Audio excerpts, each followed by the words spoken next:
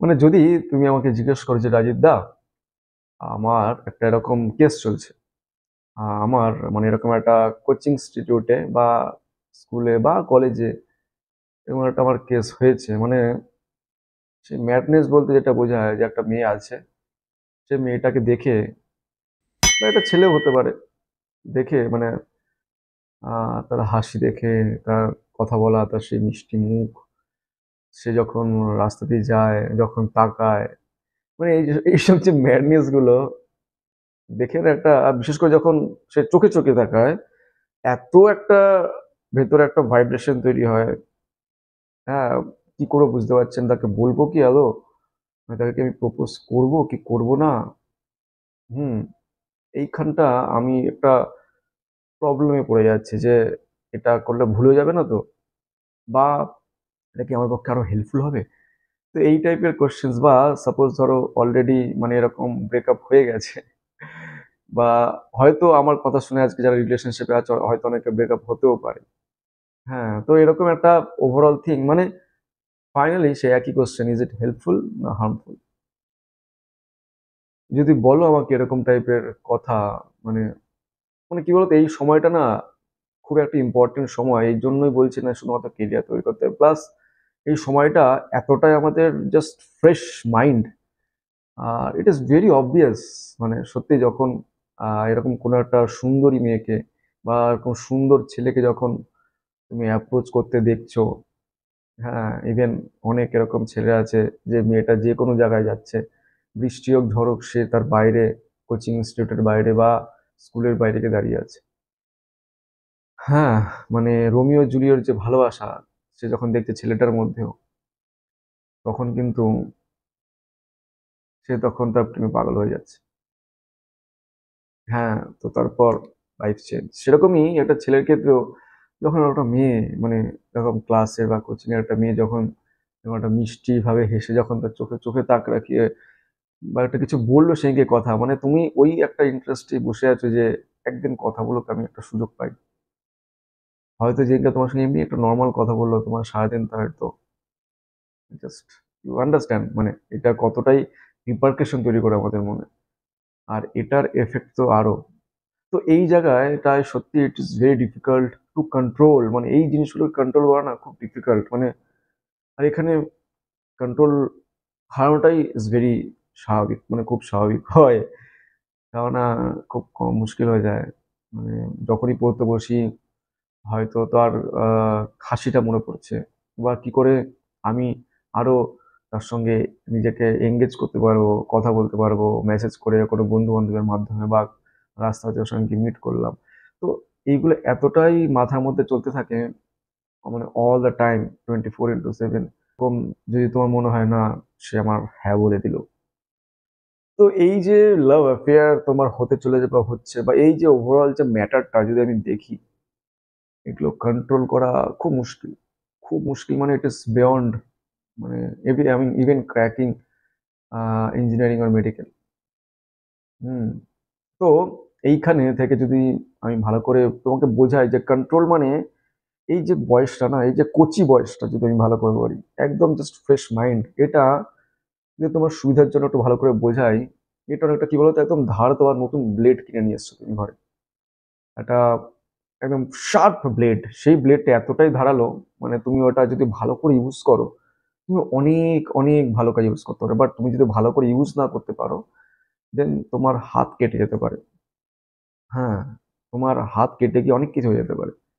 Even সে blade দিয়ে তো অনেকে ব্রেকআপের পর সুইসাইড করে নিল, জাস্ট জোকস অ্যাপার্ট। তো এই যে ফ্রেশ যে একটা ব্লেডের কথা বললাম, সেরকমই তোমার বয়সটাও তাই, একদম জাস্ট কচি ফ্রেশ একটা মাইন্ড। এই সময়টায় আমরা নিজেরা বুঝতে পারি না যে আমরা কোন পথে যাচ্ছি, বাট হয়ে যাওয়ার পর আমি কয়েকদিন আগে একটা মেল পেয়েছি একটা স্টুডেন্টের কাছ থেকে। ব্যাপারটা কি হয় না, এই যে ব্রেকআপের পরের স্টেজটা, সেটা গিয়ে আরো বেশি ডিফিকাল্ট হয়। শুরুটা তো খুব ভালো লাগে, দুজনেই কথা বলছি, আর এইখানে যেটা মেয়েরা বলে যে জানু, আমার আর কিছু দরকার নেই, শুধু তোমার ভালোবাসা পেলেই হলো, আর কিচ্ছু দরকার না আমার লাইফে, শুধু তোমার ভালোবাসা চাই, আর কিচ্ছু চাই না। ওই ভালোবাসা পেলেই আমি একটা কুড়ে ঘরেও থাকতে পারি। সিমিলারলি একটা ছেলেও যখন একটা মেয়েকে বলছে যে তোমার জন্য আমি সবকিছু করে দেবো, তোমার চোখ থেকে এক ফোঁটা চোখের জল আমি ফেলতে দেবো না। তো এগুলো সব করে না, যত সময় যাবে তুমি বুঝতে পারবে এগুলো, this are the biggest lies actually বলতে গেলে। এগুলো ম্যাচুরিটির সঙ্গে সঙ্গে আসবে ব্যাপারগুলো। বাট এখানে যে তোমার এই ব্রেকআপের স্টেজ বা তুমি যখন পড়ছো, এখানে তোমার মেইন জিনিস কি, তুমি যদি ভালো করে বোঝো যে কোনটা, মানে relationship is very important in our life, very important. But এখানে কেরিয়ারটা আগে রাখবো নাকি রিলেশনশিপটাকে আগে রাখবো, কেরিয়ারটাকে আগে রাখবো নাকি লাভ অ্যাফেয়ারটাকে আগে রাখবো, দ্যাট ইজ দ্য কোয়েশ্চেন নাও। এখন সেটা হচ্ছে এখন আসল প্রশ্ন। তো যদি আমি এটাকে ভালো করে বলি যে এই যে লাভ অ্যাফেয়ার বা রিলেশনশিপ দুটো ইম্পর্টেন্ট, বাট এটাকে একটু আর একটু যদি আমি ভালো করে একটুখানি আলাদা করে দিই, আলাদা করে দিচ্ছি কি করে না, এই কেরিয়ারটা কি বলতো, তুমি ধরো একটা বাড়ি বানাতে যাচ্ছ, বাড়ি আমাদের একটা ছাদ, আমাকে থাকার একটা জায়গা দেয়। আর বাড়ি যদি ভালো করে সুখে শান্তিতে না থাকে তাহলে কিন্তু সেই জীবনের কোনো মানে নেই। তো ব্যাপারটা কি না, কেরিয়ারটা মানে হচ্ছে তুমি একটা বাড়ির একটা ফাউন্ডেশন তৈরি করছো, একটা স্ট্রং ফাউন্ডেশন, বাড়ির ভিত যেটা, যেটা তুমি প্রথমে ফার্স্ট কাজ তোমার একটা বাড়ির বেস তৈরি করা, ফাউন্ডেশন শক্ত করে তৈরি করা। আর এই যে রিলেশনশিপ কি না, সেই বেসের উপর দাঁড়িয়ে ঘর তৈরি করছো তুমি, তোমার স্বপ্নের সেই ঘর, হ্যাঁ, নিজের মনের মতন। তো এই যদি বেসটা তুমি যদি একটুখানি ভুলভাল তৈরি করো, তার উপর তুমি যত সুন্দরই রিলেশনশিপ তৈরি করতে যাও না কেন, বাড়ি তৈরি করতে যাও না কেন, একটা ঝড় আসবে, ভেঙে দেবে। এটাই অ্যাকচুয়ালি আমাদের মানে তখন যে ধাক্কাটা লাগে, তখন গিয়ে মনে হয় দূর, বেসটা ভালো করে বানানো দরকার ছিল, ফাউন্ডেশনটা। তো সিমিলারলি যদি এখানে আমি আর একটু ভালো করে বলি না, মানে ব্যাপারটা বুঝবে ভালো করে যে এই কেরিয়ারে নাকি রিলেশনশিপে এই যে অ্যাফেয়ার গুলো, এগুলো কতটা ইম্প্যাক্ট করছে। মানে সাপোজ যদি তোমার কাছে আমার আমি আমি যদি তোমাকে বলি যে তোমার কাছে সাপোজ ধরো এখন খুব ভালো একটা মানে ব্যাকআপ আছে, ফাইন্যান্সিয়াল ব্যাকআপ আছে, হ্যাঁ, then I think you can think of because relationship, because তোমার কাছে সেই ফাউন্ডেশনটা অলরেডি আছে, হ্যাঁ।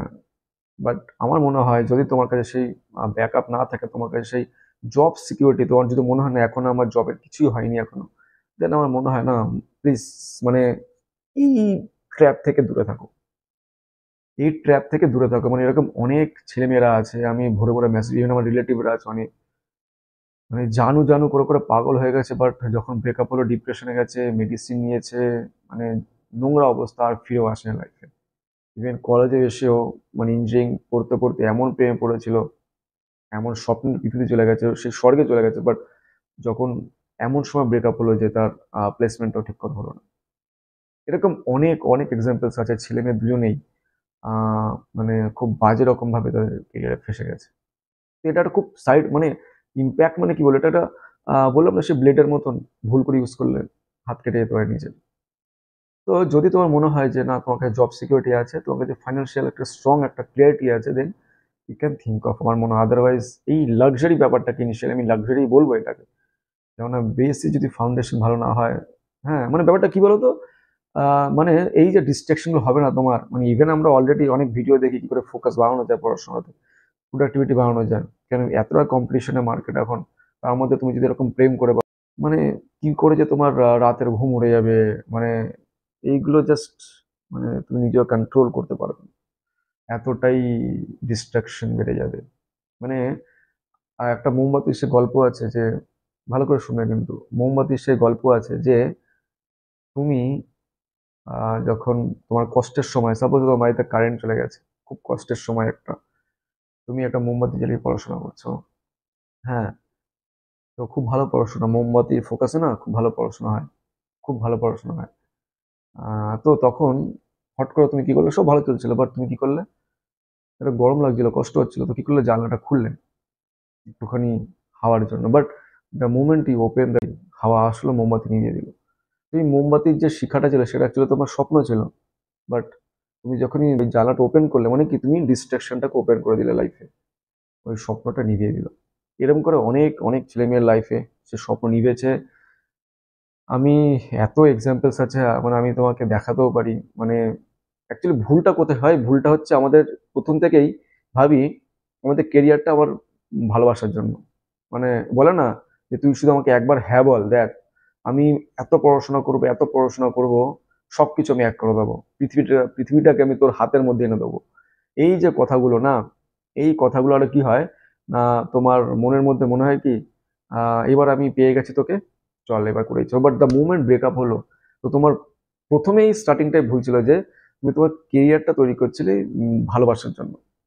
বাট যখন তোমার কাছে সে ভালোবাসাটাই থাকলো না, তখন তোমার কেরিয়ারে কি হয়, এর জন্যই দেবদাস হয়ে যায়, ব্রেকআপের পর নেশায় পড়ে যায়, অ্যাডিকশনে পড়ে যায়, একটা বিচ্ছিরি ব্যাপার, ফলত এতটাই ডিপ্রেশন ফ্রাস্ট্রেশনে চলে যায়, কারণ তার কেরিয়ারটার যে মেইন পারপাস ছিল, সেটাই ছিল কি না, ওই ভালোবাসা, ভালোবাসার জন্য সবকিছু করবো। বাট এখানে উল্টোটা করা উচিত কি না, আমি আমার কেরিয়ারের জন্য সবকিছু করব, আমি কেরিয়ারের জন্য একটা ভালো কেরিয়ার তৈরি করব, নিজেকে ভালো ফার্স্টে ভালোবাসো, তারপরে আমি অন্য কাউকে ভালোবাসতে পারবো। বস, ফার্স্টে নিজেকে ভালোবাসো, নিজেকে সেই ভালোবাসাটা দাও, নিজেকে সেই ভালোবাসাটা দিয়ে নিজেকে যোগ্য বানাও যে আমি এবার অন্য কাউকে ভালোবাসতে পারবো, নিজের ফ্যামিলিকে ভালোবাসতে পারবো। তারপর তারপর নিজের লাইফে অন্য একটা ভালোবাসাকে নিয়ে এসো, তবেই তুমি সেই ভালোবাসার মর্যাদাটা তুমি দিতে পারবে। তো এই প্রায়োরিটিস গুলো তোমাকে ভালো করে বুঝতে হবে। হ্যাঁ, আমি প্রথমেই বললাম যে একটা ব্লেডের মতন যদি ভালো করে ইউজ করো, ঠিক আছে। আর রিলেশনশিপও খুব দরকার, ঘর আমাদের, ছাদ আমাদের দরকার, বাট তার জন্য তোমাকে একটা স্ট্রং ফাউন্ডেশন দিতে হবে, ঠিক আছে।